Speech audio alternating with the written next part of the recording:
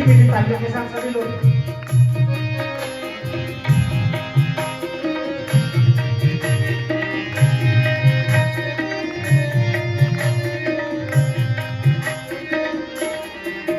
कहना है मन की तरंग मार लो, मन की तरंग मार लो, बस हो गया भजन।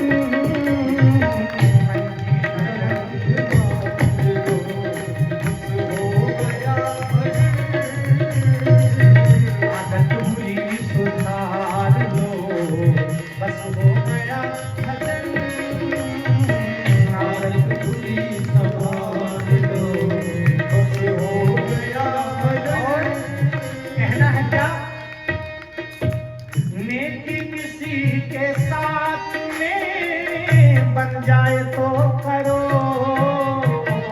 नेकी किसी के साथ में बन जाए तो करो। हरि बोल हरि बोल।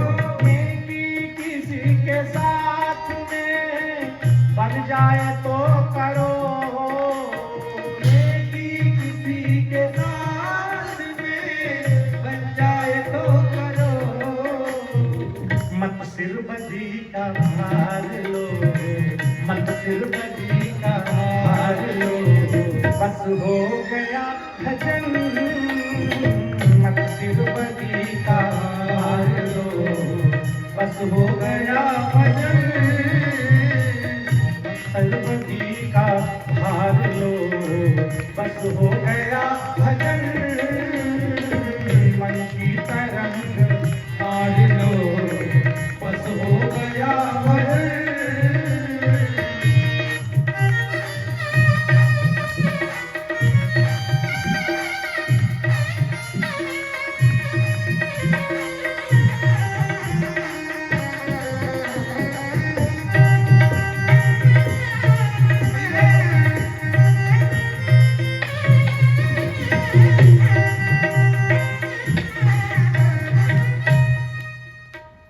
की तरंग मार लो, बस हो गया भजन। मत सिर बदी का भार लो, और नेकी किसी के साथ में बन जाए तो करो। मत सिर बदी का भार लो, बस हो गया भजन। हमने किसी के साथ कुछ कर दिया, अब हम उसका प्रतिफल तुरंत चाहते, ऐसा मत सोचो। अगर तुम्हारे हाथ से 10 रुपए किसी को मिल गए हैं तो विश्वास रखो, जरूर तुमने कहीं कभी किसी से लिए होंगे। तो लिए वाले मिले हैं, धन्यवाद दो, और भगवान बाकी जानेंगे। बाकी राम जी सब जानते ही। धृतराष्ट्र जी को के जाने के पश्चात युधिष्ठिर जी जब ये ढूंढ रहे हैं कि पिताजी कहाँ हैं, माताजी कहाँ हैं, तो विदुर जी ने समझा दिया कि भैया प्रस्थान कर गए हैं, भगवान के धाम को प्राप्त हो जाएंगे। सद्विवेक जागा है, इसलिए होई न विषय विराग, भवन बसत भा चौथपन वाली बात। फिर वो चले गए हैं, अब वो भगवान को प्राप्त करेंगे, तपस्या करेंगे, ऐसी जानकारी हुई। इधर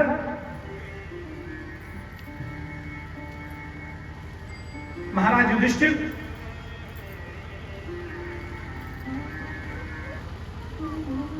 राज्य का शासन कर रहे हैं। आज इनके मन में एक बात आई है, जब भगवान के द्वारिका जाने का संयोग बना था, तब उसके कुछ समय बाद युधिष्ठिर जी ने अर्जुन जी को वहां भेजा था। अर्जुन जी को भेजा था क्यों? अच्छा विचार देखो, अर्जुन जी को भेजा। अर्जुन को ही क्यों भेजा? क्योंकि अर्जुन रह नहीं पा रहे। भाई कैसे व्यक्ति हो तुम, बिना भजन किए रह लेते हो? कैसे व्यक्ति हो जो तुमको कमरे में बैठे अपने ठाकुर जी की याद नहीं आती? कैसे जीवित आदमी हो भाई जो तुमको वो मूर्ति लगते हैं? ये क्यों नहीं लगता कि तुम खाते हो वो भी खाते हैं, वो भी तुम्हारे अपने सुहृद है। कुछ समय के पश्चात युधिष्ठिर जी ने अर्जुन को भेजा था हालचाल लेने के लिए भगवान का। अर्जुन द्वारिका से लौट कर आए। द्वारिका में यह स्थिति हुई कि भगवान ने अपनी संपूर्ण लीला का संवरण करने का दृढ़ निश्चय कर लिया था, और लीला संवरण करने में उन्होंने माया फैलाकर अपने समस्त यदुवंशियों में ऐसी नीति उत्पन्न कर दी थी कि सब अपने ही कर्मों के द्वारा स्वयं में ही नष्ट हो गए। भगवान ने कहा ज्यादा इनका रुकना यहाँ, क्योंकि हम भी रहे हैं जा, हमको भी जाना है अपने लोक को, इसलिए अब इनका बहुत दिन यहाँ रहना ठीक नहीं, इसलिए इनको ऐसी नीति बना दो कि उसी नीति में ये फंसकर अपने को समाप्त कर ले।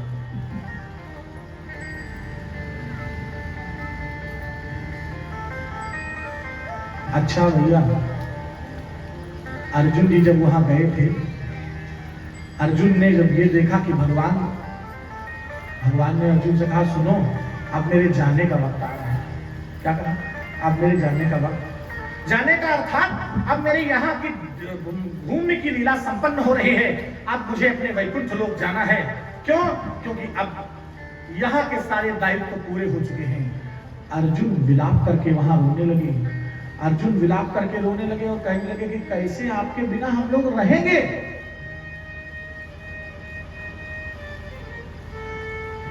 भगवान ने कहा अर्जुन सुन लो एक बात, हम हृदय में सबके रहते हैं, तुम्हारे भी हैं और सबके साथ हैं, मगर ये शरीर जो कारण बना है इसको छोड़ना पड़ेगा, चाहे ब्रह्म हो और चाहे मनुष्य, जो धरती पर आया है उसे जाना पड़ेगा। जातस्य ही ध्रुवो मृत्युर ध्रुवम जन्म मृतस्य च, जो पैदा हुआ वो मरेगा, अर्थात शरीर छूटेगा। मगर अर्जुन तुम मुझे बहुत प्रेम करते हो, एक निवेदन करना चाहता हूं। बोले क्या? बोले निवेदन ये करना चाहता हूं कि जब मैं इस धराधाम को छोड़कर जाऊं तो हे प्रिय, हे सखे, मुझे स्पर्श न करना।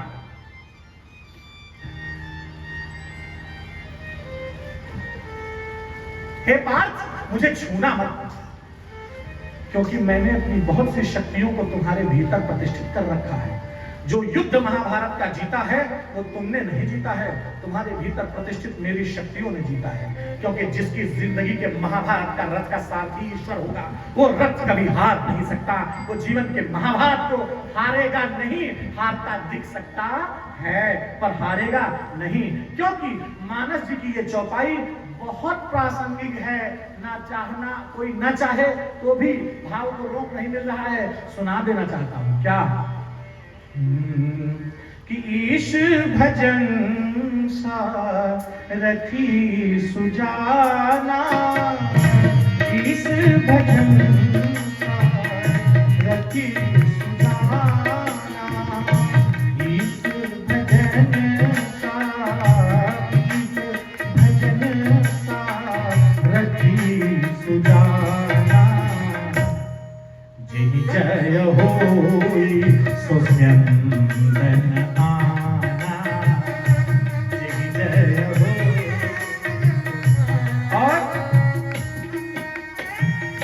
ये उदाहरण में सुना रहा हूं मैं कि अपने जीवन के महाभारत को जीतने के लिए क्या करना पड़ता है। कौन सा रथ चाहिए? रथ चाहिए सौराज धीरज तेहि रथ चाहा,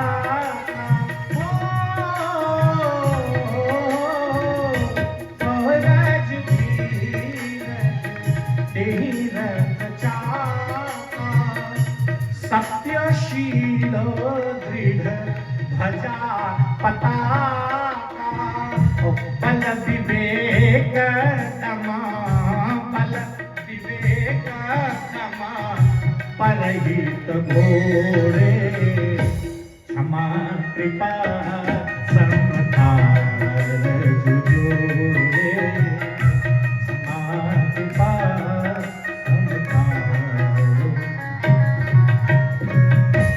हे अर्जुन, मुझे स्पर्श मत करना, क्योंकि अगर तुमने मुझे स्पर्श किया तो तुम्हारी सारी शक्तियां मुझ में चली जाएगी। और भगवान ने लीला जानते हो क्या रची है? भगवान ने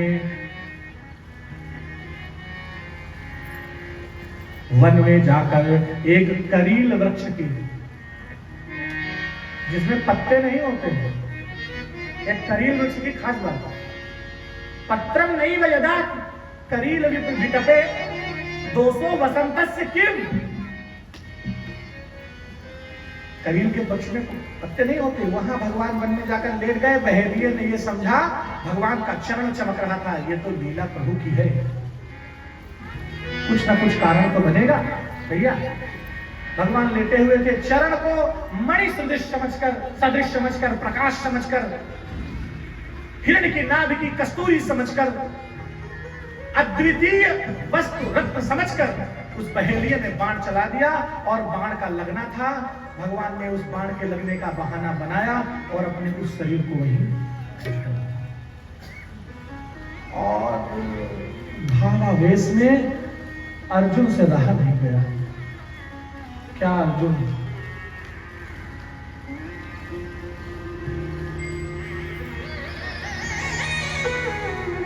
जिनकी कृपा से युद्ध जीता था, कितना भी संभाले कोई अपने आप को, सच्चा प्रेमी संभलता नहीं है।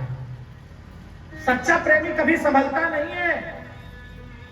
और जानते हो भैया, प्रेम और वासना का ये अंतर है। वासना संसार वालों में होती है, प्रेम परमात्मा से होता है। और प्रेम त्याग है, प्रेम लपेटना, मांगना, चाहना ये नहीं है।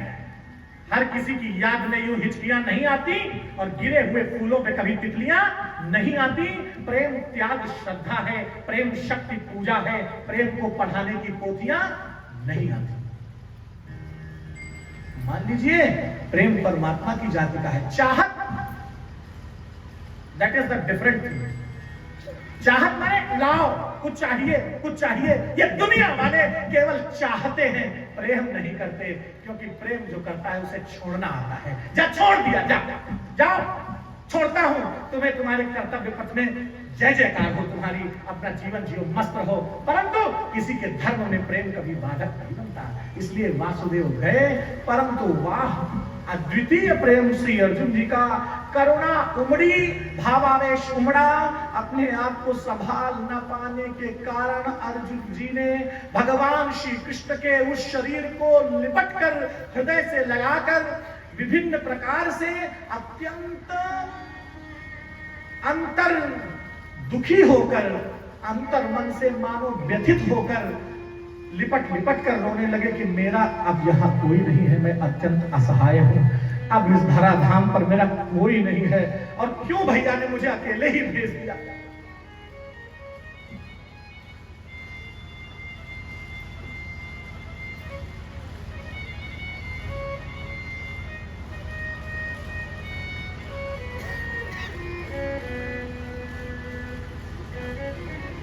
अर्जुन लिपटे, जो ही लिपटे थे तो ही भगवान ने सारी शक्तियां अर्जुन से कहा था लिपटना मत। अर्जुन की सारी, भगवान ने जो शक्तियां अर्जुन में प्रतिष्ठित की थी वो सारी शक्तियां उसके भीतर आ गई। किनके भीतर? भगवान के लोक को चली गई भगवान के साथ। अब अर्जुन अधीर, बंधुओं, माताओं, बहनों, बेटियों, बुजुर्ग महानुभावों, जहां तक ये आवाज जा रही है, आप समस्त श्रोता महानुभाव, हम आप सबको सुना रहे हैं और आप सबसे ये निवेदन कर रहे हैं, कभी अपने वैभव का अहंकार न करना, कभी अपनी शक्ति का अहंकार न करना, कभी अपने स्वरूप का अहंकार न करना, कभी अपने बल का अभिमान न करना। क्योंकि याद रखना, धरती के सारे बल केवल भगवान के बल से बलवान हैं। यदि भगवान नहीं चाहेंगे तो तुम्हारे बल किसी काम आएंगे नहीं, तुम्हारा कोई साथ नहीं देगा। ईश्वर के तरीके लीला रची और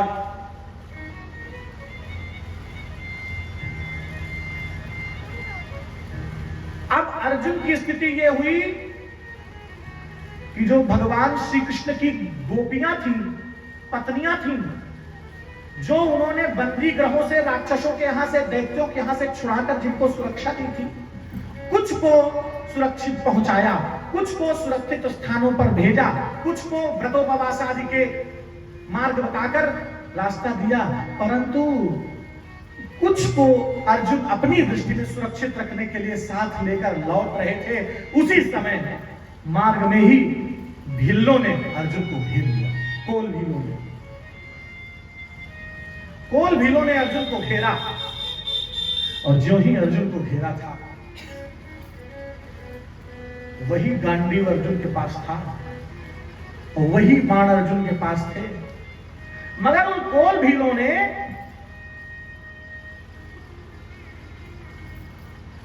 जितनी भी गोपियां थी उन समस्त गोपियों का अपहरण कर लिया और अर्जुन को भी मानो हताश कर दिया कि जैसे हार गए। जानते हो क्यों भैया? क्योंकि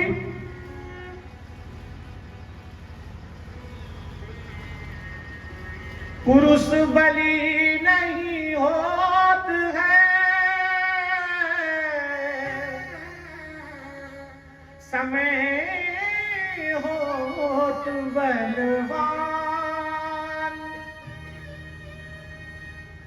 ये न समझो कि तुम बलवान हो ना, तुम्हारा समय है तो तुमको लग रहा है। समझ रहे हो? पुरुष बली नहीं होते हैं, समय होत बलवान। और भिल्लन लूटी गोपिका, वह अर्जुन वह बाण। अब ये मैं क्यों सुना रहा हूं? ये कथा है और इसका रहस्य समझ लो बंधुओं, आनंद आ जाएगा इस रहस्य को समझकर। भगवान श्री कृष्ण ने मानो ये लीला करके ये दिखाया था कि अर्जुन तुम बलवान नहीं हो, तुम्हारे अंदर अभिमान ना आ जाए, मैं नहीं तो तुम नहीं। और रहस्य की बात यह है कि पूज्य अयोध्या के श्री रामलला सदन वाले गुरुदेव जी महाराज, स्वामी जी महाराज हमारे, जो हमारे दीक्षा गुरु हैं, पूज्य स्वामी श्री डॉक्टर राघवाचार्य जी महाराज जो मेरे गुरु हैं, उन्होंने ये बात बताई थी मुझे कि अनुराग, वहां बैठे समस्त श्रोताओं को बताई थी, वो भील कोल भील नहीं थे, वो भगवान ही थे। बोलो वृंदावन बिहारी लाल की। भगवान ने केवल अर्जुन को यह एहसास कराना चाहा था कि मेरी शक्ति से तुम शक्तिमान हो, मेरे बिना तुम्हारी शक्ति का कोई अस्तित्व नहीं है। इसलिए वो स्वयं कोल भील बन के आया और अपनी रानियों को जो बची थी, जिनकी असुरक्षा थी, उनको लेकर जय श्री सीताराम अपने लोक को चले गए थे। ये रहस्य है। बोलो वृंदावन बिहारी लाल की। मगर बंधुओं, ये बात कभी न भूलना कि अगर तुम सुंदर हो तो जरूर भगवती की कृपा है, अगर तुम सद्बुद्धि है तो भगवती की कृपा है, भगवान की कृपा है, अगर तुम किसी के 10,000 रुपए मदद करने के काबिल हो तो भगवान की कृपा है, अगर तुम्हारे सहयोग से किसी का शुभ होता है तो भगवान की कृपा है। भगवान को ही सारा श्रेय देना, अपने को कोई श्रेय न लेना। 2 बार भगवान का नाम लो। घनश्याम चले आओ, मेरे राम चले आओ, घनश्याम चले आओ, मेरे राम चले आओ, आओ घनश्याम चले आओ, मेरे राम चले आओ, घनश्याम चले आओ, मेरे राम चले आओ। सीताराम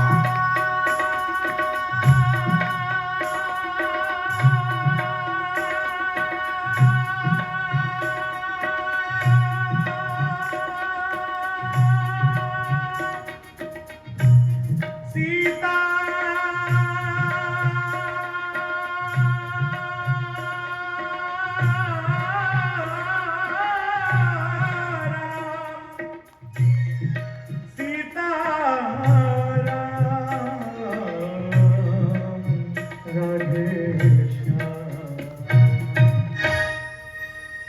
अर्जुन वहां से लौटे, निराश होकर आए और जब अपने हस्तिनापुर पहुंचे, महाराज युधिष्ठिर ने अर्जुन को आता देखा तो अर्जुन के मुख की ओर देखा।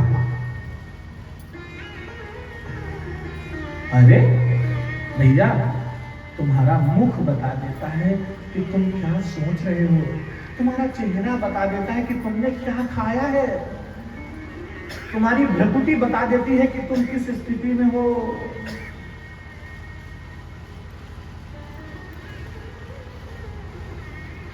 भैया, अर्जुन जी आए, उनको देखकर हम अर्जुन जी कह रहे हैं, यहाँ अर्जुन लिखा है, हमें अर्जुन कहने का अधिकार है क्योंकि हम व्यास गद्दी पर हैं, हम अर्जुन कह सकते हैं क्योंकि व्यास ने लिखा है, परंतु हम जी लगा रहे हैं। ये हमारी मनुष्यता और मानवता है, अपनी अपनी दृष्टिकोण है। ओ चाचा, काय हो चाचा यार तुम, ये पढ़े लिखे आए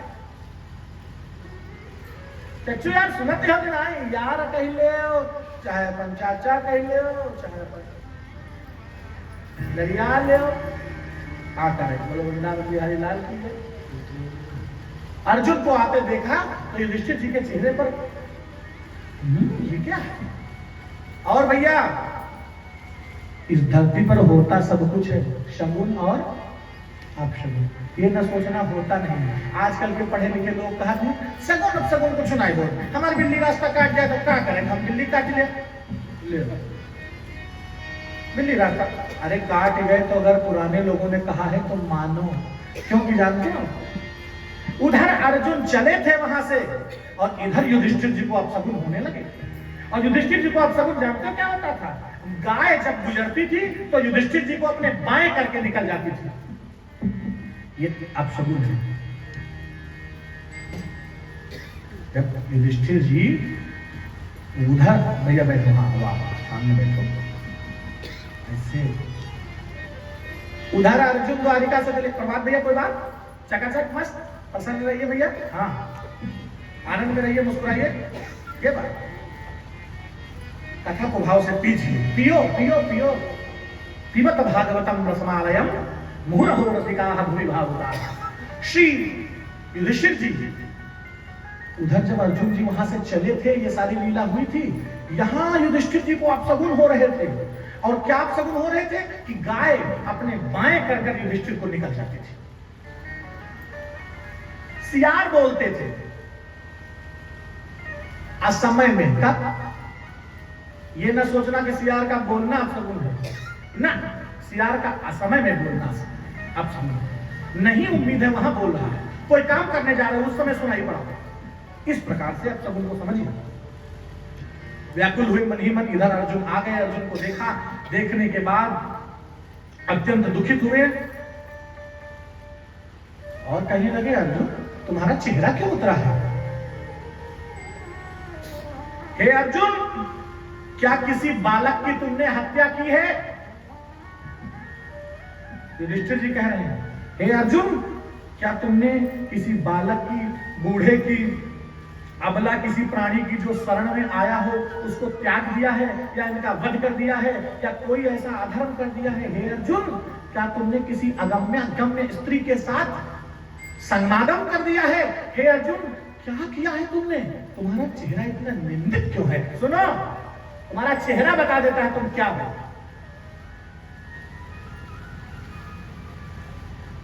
चंदन पोते तेरे कोई ब्रह्मण आए हो? चंदन पोतले हम इतना और ब्रह्मा समझे? तुम्हारी सूरत बता रही है तुम कई बजे सोच उठे, तुम्हारी शकल बता रही है कि तुम जिंदगी भर सोचे का, क्योंकि चेहरा बता देता, चेहरा ही पूरे जीवन का दर्पण है।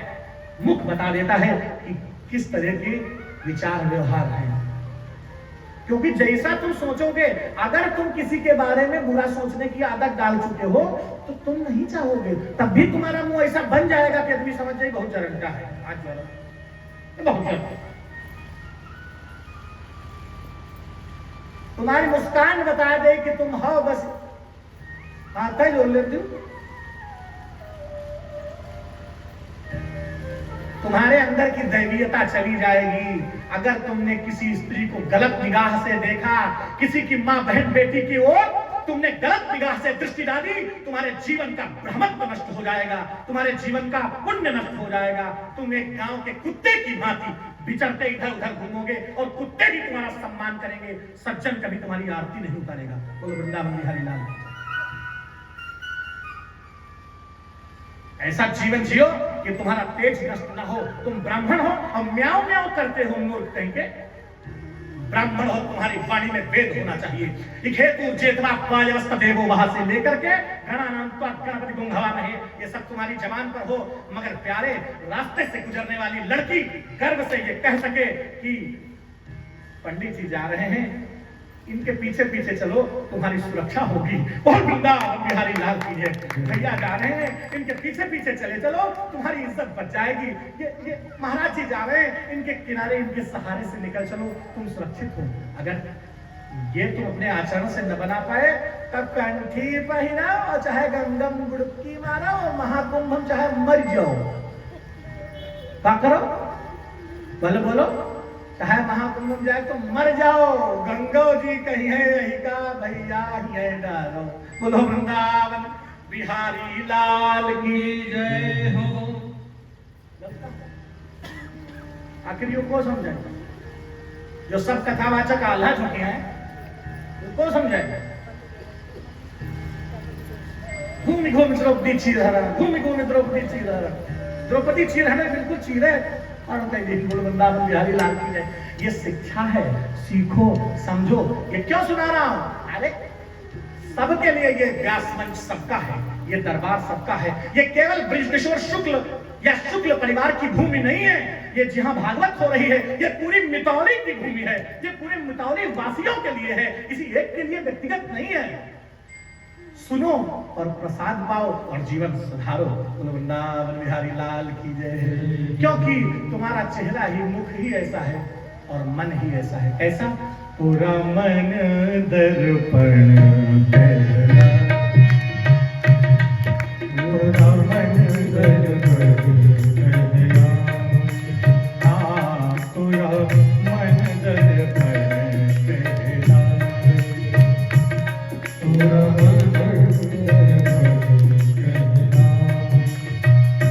भले बुरे सारे कर्मों को, भले बुरे सारे कर्मों को देखे और दिखाए, पूरा मन दर्पण पूरा मन दर्पण। बड़े भाव से भैया जितने लोग बैठे हो ताली के साथ, हाँ हाँ जय हो।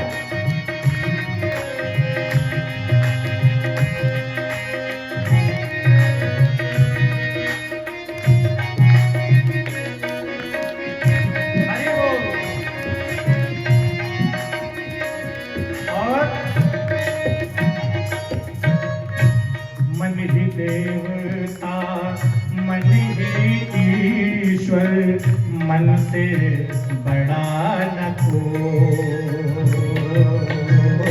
मन ही देवता, मन ही ईश्वर, मन से बड़ा न कोई।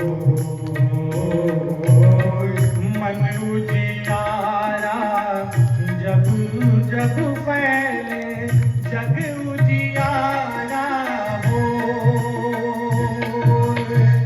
इस उजले दर्पण पर प्राणी, इस उजले दर्पण पर प्राणी, मैल ना जमने पाए, हाँ धूल ना जमने पाए। क्यों?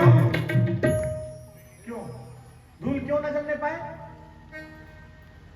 क्योंकि तोरा मन, बोलो, पूरा मन दर्पण तेरा, हाँ पूरा मन दर्पण तेरा। और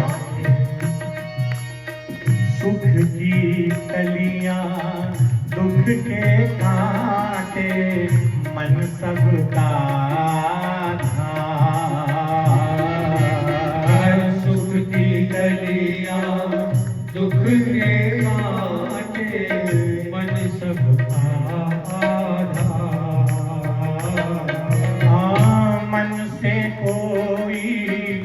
बात छिपे ना, मन से कोई बात छिपे ना, मन के नैन हजार। और जग से कितना भी भाग ले कोई, जग से कितना भी भाग ले कोई, मन से भाग ना पाए, पूरा मन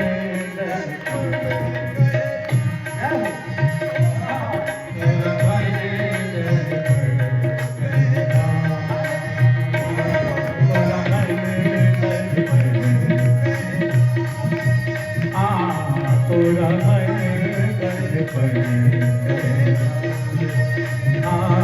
पूरा मन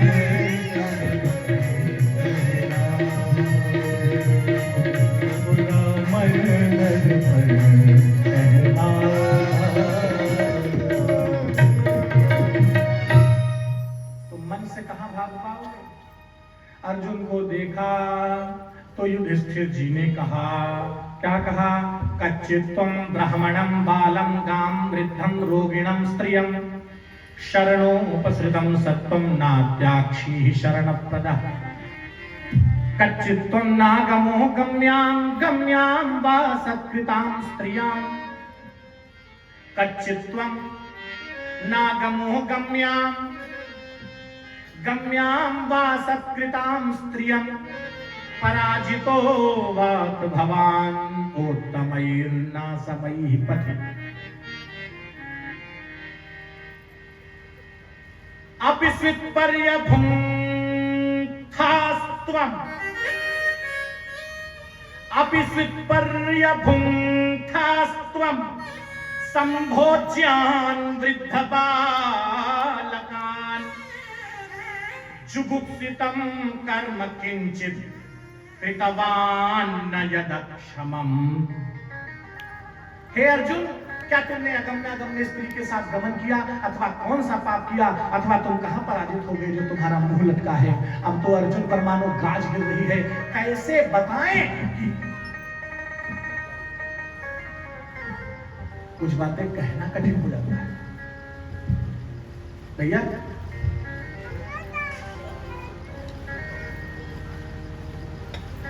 कुछ बातें कहना कठिन हो जाता है। कैसे हो कहें? तो जिस पे गुजरती हो ही जानता है। वो वृंदावन बिहारी लाल की कह नहीं पाता।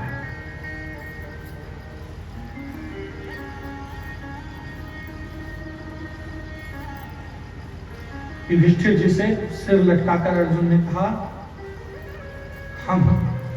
हमारे नाथ, हमारे स्वामी इस धराधाम को छोड़कर अपने लोक को चले गए।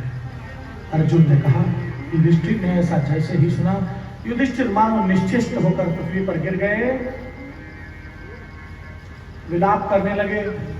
हे अर्जुन, क्या सुना रहे हो, क्या कह रहे हो?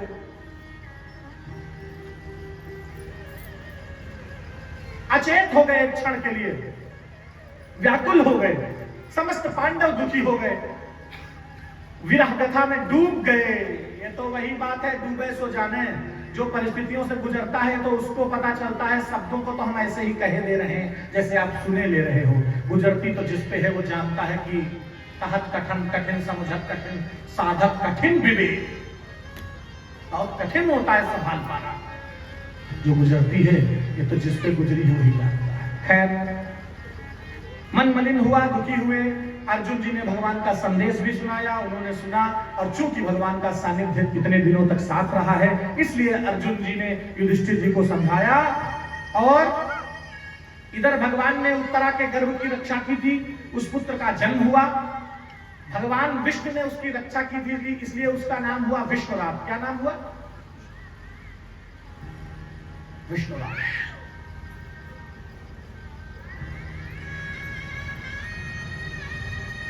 जीवन की परीक्षाओं से गुजरने के कारण और गर्भ में परीक्षा देने के कारण, भगवान के द्वारा रक्षित होने के कारण नाम हुआ परीक्षित।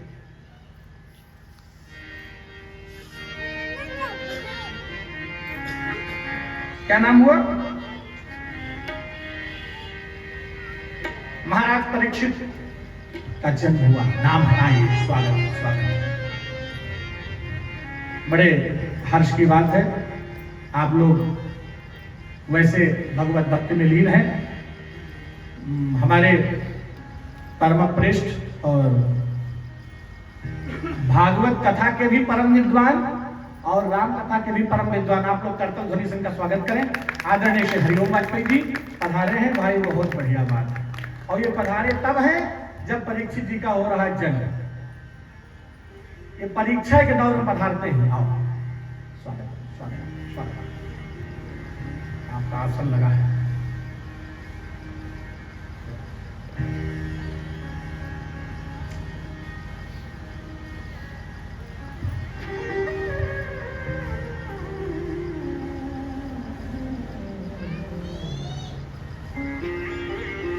कब किसको कहां भैया कथा में कोई अवरोध नहीं है, आनंद में रहिए। ये कब किसको कहां कैसे किस स्थिति में किस समय पर किस मोड़ पर पहुंचना है और कहां बैठेगा, एतत् सर्वं पूर्व निश्चितमेव। कौन आएगा, किसके यहां आएगा, अरे तुम्हारे आपको भी बिना बुलाए, बुलाने पर जो आते हैं, तुम जिनसे मिलने जाते हो वो पुण्य पुंज होता है, और जो बिना बुलाए आते हैं वो अति हरि कृपा का लक्षण होता है। कैसे पधारे? स्वाभाविक रूप से।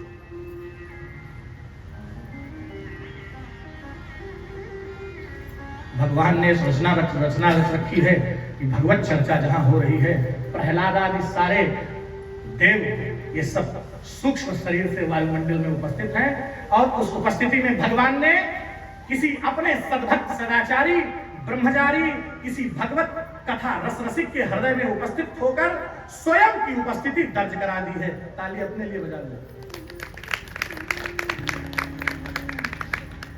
बुलाने से तो कोई आता नहीं, और बिना बुलाए संत पधारे तो क्या कहना है, भगवान की कृपा है।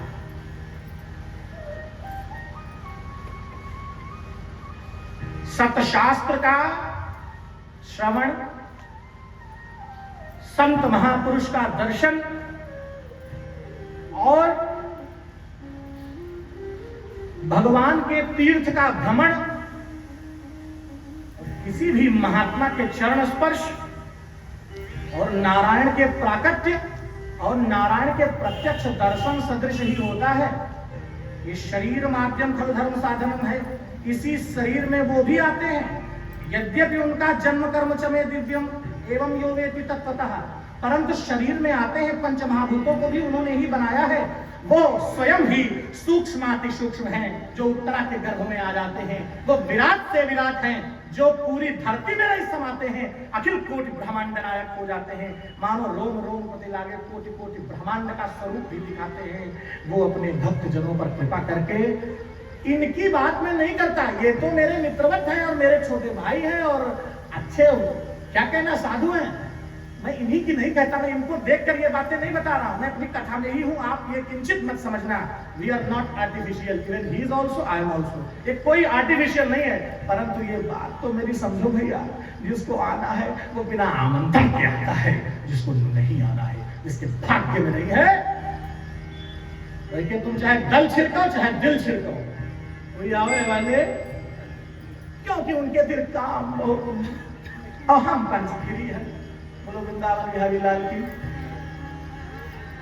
महाराज परीक्षित का जन्म हुआ, विष्णुना रातः, गर्भ में भगवान विष्णु ने रक्षा की है, इसलिए विष्णुरात नाम है। जीवन में अभी इनको विभिन्न प्रकार की परीक्षाओं के दौर से गुजरना है, इसलिए ये परीक्षित है।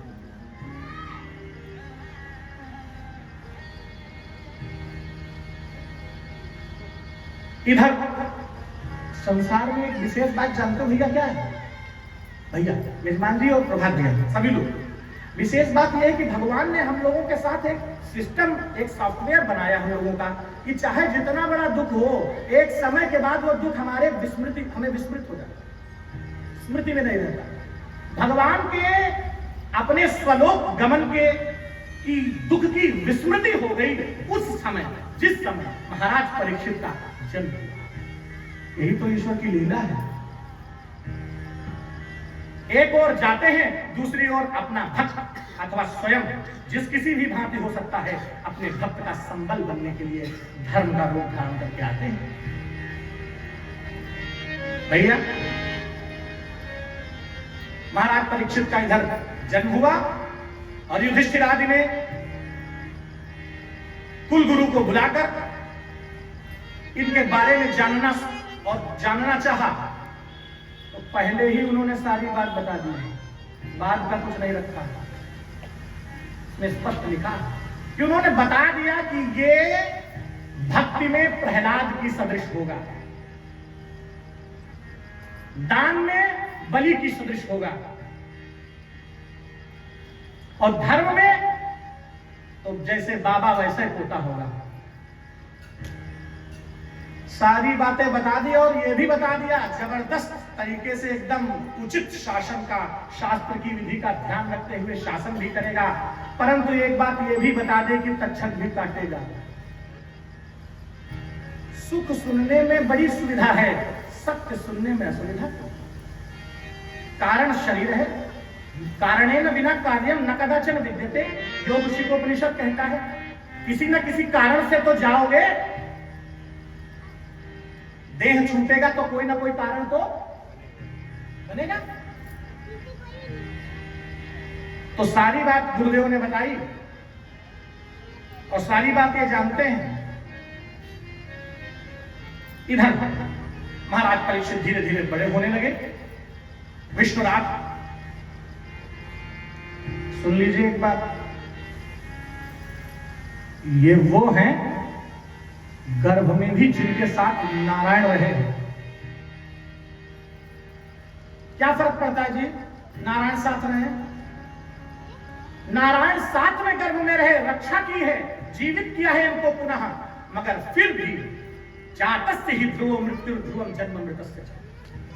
तुम सोचो हम मरे ना, तुम सोचो हमारा शरीर न छूटे, हम अमर हो जाए, तो अमर अजर अविनाशी सिर्फ आत्मा है। शुद्धोष बुद्धोष निरंजनोषि संसार माया परिवर्जितोषि। ये केवल अंतरात्मा जो जीव प्रभु का जो अंश है वो मात्र अमर है, बाकी यहाँ कोई अमर नहीं है। चाहे खिजाब लगाओ, चाहे दाढ़ी सफेद रखो, चाहे करिया कर लो, कोई तुम्हारी बार व्याखत जू नहीं करी। जत्ते घर तुमका व्याखत है वो केवल तुम्हारी व्यवस्था का व्याखत है। अगर तुम्हारी व्यवस्था मेंटेन है तो तुम्हारे चाहे लार छुअती हो, 100 बीघा खेती हो, तुम्हारे लार पहुंच जाए, अरे बप्पा तुमका है। और तुम्हारे 2 पैसा न हो और तुम परम सुंदर हो तो तुम्हारा मुंह देखते हो। ये इस संसार की वास्तविकता से परिचित हो। ये राजा रानी की कहानी नहीं है, ये जीव को परमात्मा और आत्मा के बीच अभिन्नता प्रकट करने वाला सदग्रंथ है। जिन्हें कहानी लगती है ये उनकी दृष्टि है, मुझे तो ऐसा लगता है मानो जैसे जीव को उसके स्वरूप में उपस्थित कर संसार का सारा भय समाप्त कर देने की एक व्यवस्था है। तो ये परम सौभाग्य है भाई। हरिओम भैया। बेहजम इसी जगह है कहीं, मैं ज्यादा परिचित नहीं हूं। बेहजम में यज्ञ चल रहा है, यज्ञ में भैया हमारे, और भैया इनका मौका नहीं मिलत है, यू सत्य है। नो, आप जो जानना चाहो ये बात तो इनकी फेसबुक आईडी चेक कर लो। हम तो यहाँ जाकर हम लखनऊ में है कि नहीं है, खैर इनका नजदीक ही है। मगर कहीं बेहजम 2 दिन प्रवचन है तो बेहजम, फिर हम कल ही पढ़ा। 2 दिन प्रवचन है तो ढकिया, फिर पढ़ा। फिर तीसरा स्टेटस, 2 दिन प्रवचन है तो सूरजकुंड, फिर पढ़ा।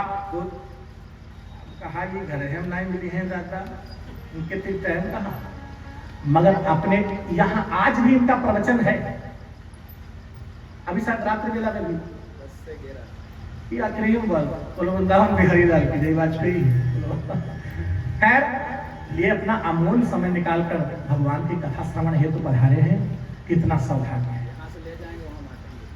कह रहे यहाँ ले जाएंगे वहां बांटेंगे। वृंदावन बिहारी, ये इनका बड़प्पन है, इनका उदाहरण है। भैया महाराज, अभी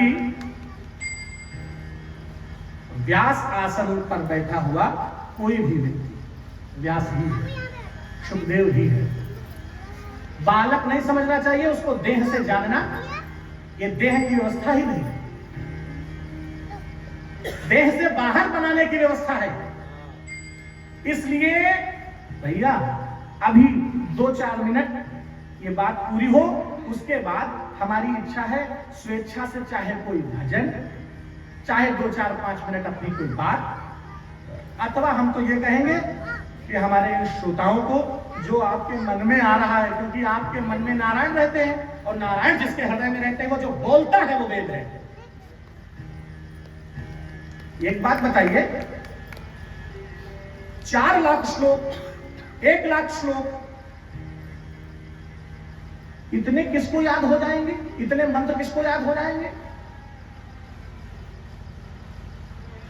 भगवान ने कहा है मैं मंत्रों से केवल नहीं मिलूंगा, मैं केवल उद्योग से नहीं मिलूंगा, मैं तुम्हारी भक्ति और तुम्हारी शरणागति से, सारे मंत्रों के साथ, संपूर्ण व्यवस्था के साथ, केवल 1 सेकंड लगेगा, शंख गाल में छुआएंगे और यौनतम प्रविष्ट मम वाचम इमाम पशुताम, भगवान अंदर आत्मा में आ जाएंगे तो सारे मंत्र अपने आप निकलेंगे जो तुम कहोगे। अगर तुम्हारा जीवन सदाचारी हो तो प्यारे जो बात कह दोगे वो शास्त्र हो जाएगी। विदुर ने कौन सी लिखी थी बात?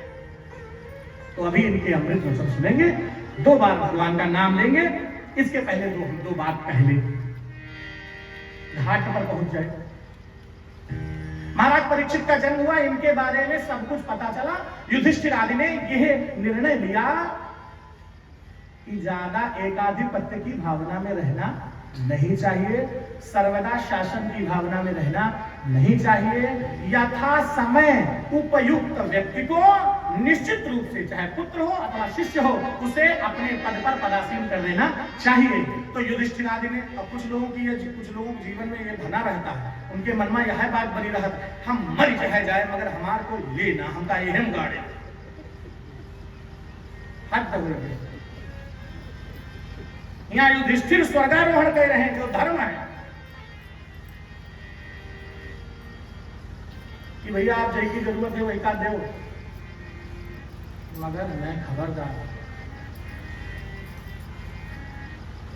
मरे तक आखिरी दमता रुपया रटत राम भाई रटत, जो इनसे कहो राम राम कहो, राम कहो, राम कहो, या कि जिंदगी में कबहू राम राम नहीं कही। जब तुम जिंदगी में कबहू राम राम नहीं हो, याद बुढ़ऊ रहा, वो जिंदगी में कबहू राम राम कहीं नहीं, तो उनके याद मित्र रहे, तो मित्र कहीं नाई राम, कहीं तो कुछ और कहा, तो कहीं कुछ और का कहा, कहीं ख्यात करे उठा लाओ हर उठा लाओ, और इनकी छाती पर उधर, तो वही परे रहा पास, तो उनकी छाती पर उधर दिन हर, तो लड़का खड़े हुए, वो गांव भर खड़ा था, उनके मित्र खड़े हुए, कहला अब तो ये कुछ बोली है, अरे बप्पा यू का धरा,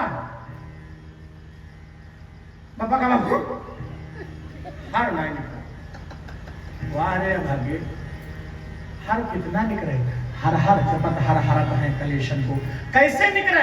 तब निकले जब अंदर से हो, अंदर से उपजी नहीं ऊपर पर की आस, और कब तक हरियाली करी या छपरा पर की घास, सियावर रामचंद्र की। ऐसा नहीं करना चाहिए भैया। तुम्हारे पास यदि अच्छा गाने का गुण हो भैया, अच्छा बजाने का गुण हो, तो अपना ये गुण किसी सुपात्र को दे के जाना, ताकि तुम्हारी ये दैवीय संपत्ति सत पात्र के हाथों में और पुष्पित पल्लवित हो। ऐसा न करना हम अपन भजन लिख लिया, नहीं तुमका सुनाई ले यहू तनके जाता, हम कहे तुमका सुनाए तुम वह भजन गाओ, हद है। हमारा पन्ना न कोई चुरा ले जाए, हम कहे हमारा सब चुरा ले जाए, हम ये लिखा हम ये सुनाई, बोलो वृंदावन मेरी अनंत का स्रोत है, हम कम नहीं पड़ता है। तो महाराज परीक्षित को राज्य सौंपा और ये स्वर्गारोहण हुआ। युधिष्ठिर जी का जीवन भर का सब कुछ सीताराम करके व्यवस्थित करके, अगर आपने अपने जीवन को छोड़ने से पहले अथवा शरीर छोड़ने से पहले निश्चित दायित्वों और कर्तव्यों का निर्वहन नहीं किया है, तो आप ब्राह्मण हो ठाकुर हो इससे कोई फर्क नहीं पड़ता, आप मनुष्य नहीं हो। आप निश्चित तौर पर प्रभात भैया अपने जीवन के जो दायित्व हो, ये न हो कि कर्तव्य का पालन करो दृढ़ता से, बाकी तो राम सहारे सब है। 2 बार भगवान का नाम, फिर भैया के मुख से एक भजन, अथवा भैया जो 2-4-5 मिनट अपनी बात कहें, आनंद ले, और उसके बाद तुम बैठना कथा सुनना, जैसी तुम्हारी इच्छा हो, आराम से बैठना। मुझे तो अच्छा लग रहा है, मेरी कथा में 4 साल लग गए। आप सुनाते रहिए ना, आप आगे नहीं, हम 2 मिनट ये भजन सुनना चाहिए। बोलो वृंदावन बिहारी लाल की जय। सीताराम सीताराम सीताराम जय सीताराम, सीताराम सीताराम सीताराम सीताराम सीताराम सीताराम जय सीताराम, सीताराम सीताराम सीताराम सीताराम सीताराम सीताराम सीताराम जय सीताराम, सीताराम सीताराम सीताराम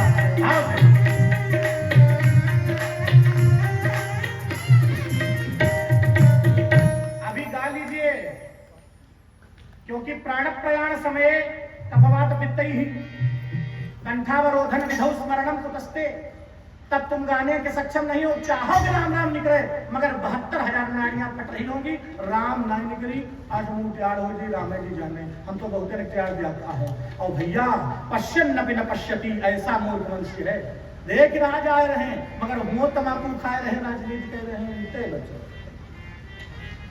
राम भर कहा है बड़ा नीक है भैया, आदमी बड़ा नीक है, और बाद में आए जब घूम गया तो आएगा आगे तमाकू खाओ, भूल गए अपने बर जब करिए तब चलिए, इसलिए जागते रहो, भागो नहीं। बोलो वृंदावन बिहारी लाल की। सागर भैया हरिओम जी कुछ कहिए, जो सुनाइए जो आपको उचित लगे।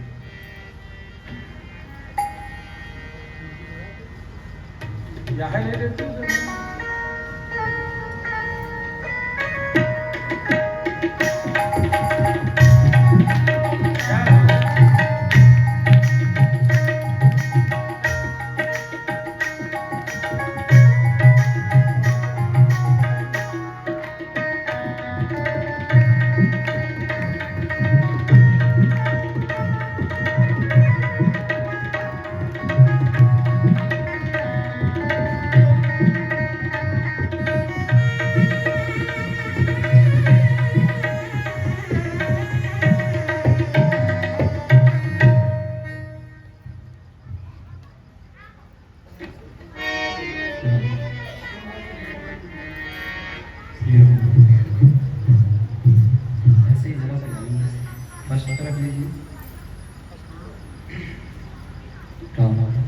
श्री राम।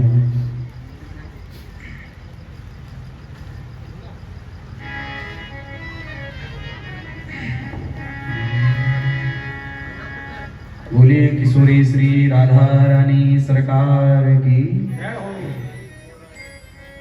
थोड़ा उच्च स्वर में जयकार लगाएं आप लोग। बोलिए सांवरिया सरकार की। श्रीमद् भागवत महापुराण